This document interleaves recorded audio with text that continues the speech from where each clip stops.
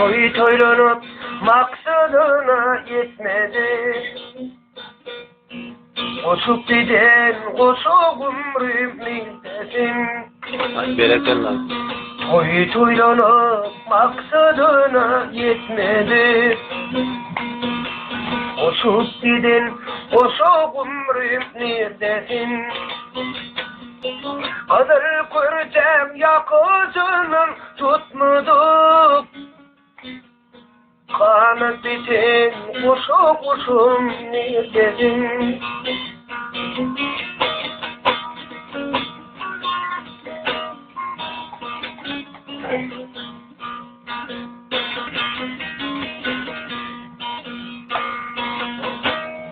Ayrımızda ilik bulup gidenin, koşuk eve yüreğinden dilinin. Ayrımızda ilik bulup gidenin, koşuk eve yüreğinden dilinin. Yaz yerinde durunu vurup gelinin, hey hey hey, halet bitin, koşuk umrüm neredesin? Yaz yerinde durunu vurup bilinin, hey hey hey, koşup gidin, koşum neredesin?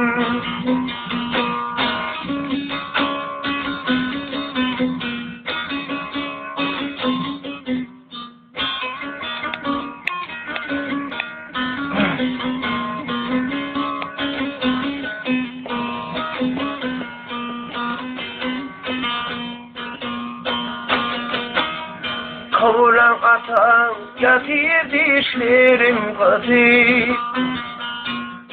Koşu bara dönü bağrına basır.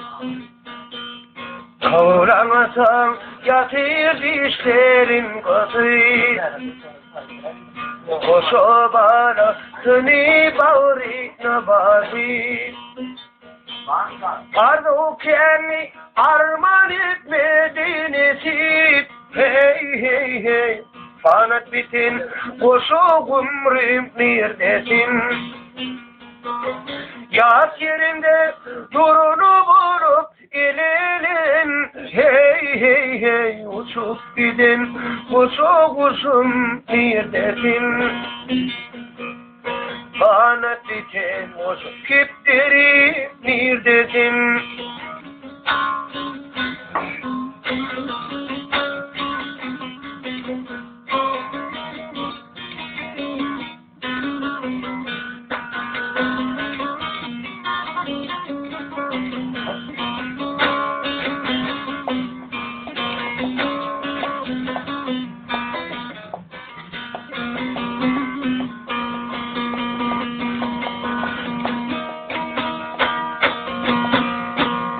Ay berekeller.